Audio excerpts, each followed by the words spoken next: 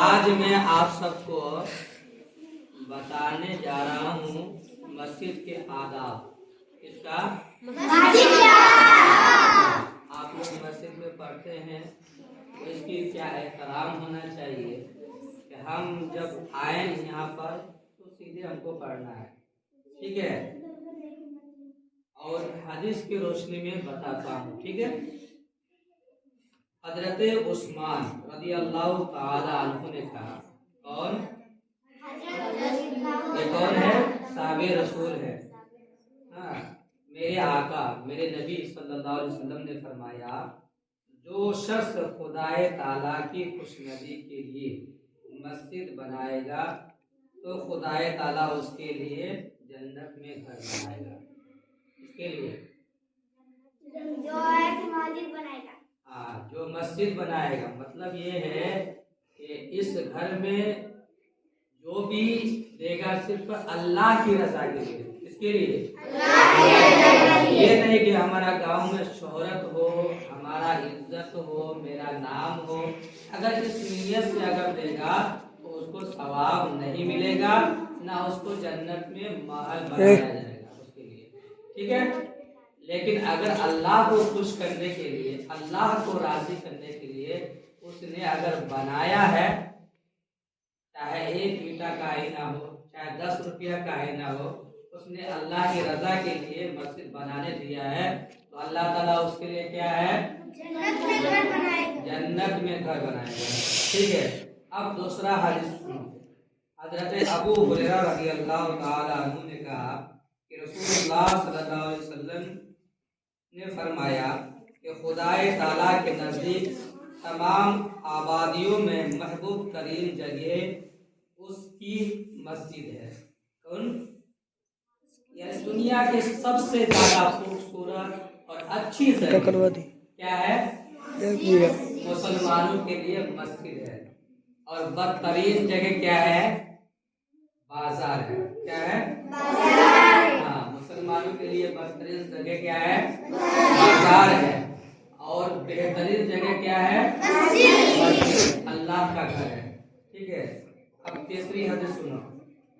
حضرت عثمان بن مظعون رضی اللہ تعالی عنہ نے کہا کہ میں نے رسول اللہ صلی اللہ علیہ وسلم سے عرض کیا، یا رسول اللہ، مجھے تارک الدنیا ہونے کی اجازت مرحمت فرمائیے۔ تارک الدنیا، حضور نے فرمایا کہ میرے امت کے لیے ترک دنیا یہی ہے کہ وہ مسجدوں میں بیٹھ کر نماز کا انتظار کرے، ٹھیک ہے؟ تارک الدنیا کیا ہے؟ نہیں، تارک الدنیا اسے کہا جاتا ہے کہ جب رسول اللہ صلی اللہ علیہ وسلم نے آخرت کی منزل کو بتایا تو ایک شخص نے کہا کہ پھر تو مجھے دنیا میں رہنا ہی بیکار ہے۔ ہاں، تو میرے آقا نے فرمایا کہ نہیں، تمہیں دنیا میں رہنا ہے، ترک دنیا نہیں کرنا ہے۔ اگر ترک دنیا کرو گے تو اللہ تعالیٰ کے گھر میں آپ کو جزا نہیں ملے گا، لیکن جب آپ نے اللہ کے گھر میں آباد کریں گے تو نماز کا انتظار کریں گے تو اللہ تبارک و تعالیٰ اس کے بدلے میں آپ کو جنت دے گا۔ کیا؟ ہاں، ترک دنیا نہیں کرنا ہے، ٹھیک ہے؟ اور چوتھی حدیث کیا ہے؟ میرے آقا میرے نبی صلی اللہ علیہ وسلم نے فرمایا، 2 سبزیوں کے کھانے سے منع فرمایا ہے۔ 2 سبزیوں کو کھانا منع فرمایا ہے۔ کس وقت؟ جب آپ مسجد میں آتے ہیں تو کون سی؟ پیاز اور لہسن۔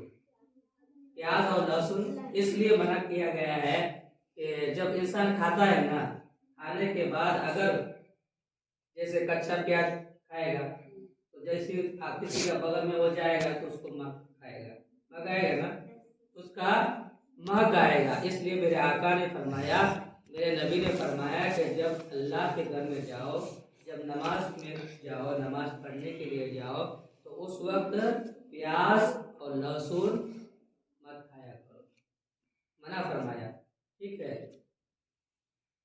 کوئی شخص ہمارے مسجدوں کے قریب ہرگز نہیں آئے گا، یعنی یہ دونوں چیز کھا کر کے نہ آئے तो बेहतर है, गुनाह नहीं होगा, ये खा लिए तो गुनाह हो जाएगा, इससे लोग को तकलीफ होगा।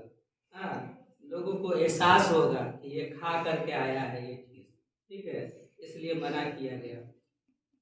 और तीसरा हदीस, चौथा हदीस ये है कि हज़रत हसन बसरी रहमतुल्लाह अलैह, हुजूर सल्लल्लाहु अलैहि वसल्लम ने फरमाया कि एक ज़माना ऐसा आएगा, ज़माना ऐसा आएगा कि लोग मस्जिदों के अंदर दुनिया की बातें करेंगे। जैसे तुम लोग आती हो ना, पढ़ने के लिए आती हो, जब तक रहेंगे तो सुभान अल्लाह पढ़ती रहोगी, लेकिन जैसे ही बाहर निकल गए उसको मारपीट, उससे बात करना, यही चीज़ है, हाँ? है ना? तो इसमें आने के बाद बात नहीं करना है, ठीक है? हाँ, मस्जिद के अंदर दुनिया की बातें करेंगे तो उस वक्त तुम उन लोगों के पास ना बैठना। अगर कोई इंसान बात कर रहा है तो उसके बाद मना किया जाएगा, मत बात, दुनिया की बात अगर कर रहा है। हाँ, अगर किताब की बात सुना रहा है या कोई मसलो मसाइल पढ़ रहा है या कुरान की तिलावत कर रहा है तो सुभान अल्लाह जाके बैठ जाइए, हाँ, सुनिए, ठीक है। अगर बात कर रहा है दुनिया का तो उसके करीब मत जाना, नहीं तो जाओगे तो गुनाह होगा। खुदाए ताला को उन लोगों की कुछ परवाह नहीं है, उसका कोई सवाब ही नहीं मिलेगा, तुम्हारा आना जाना बेकार हो जाएगा, ठीक है।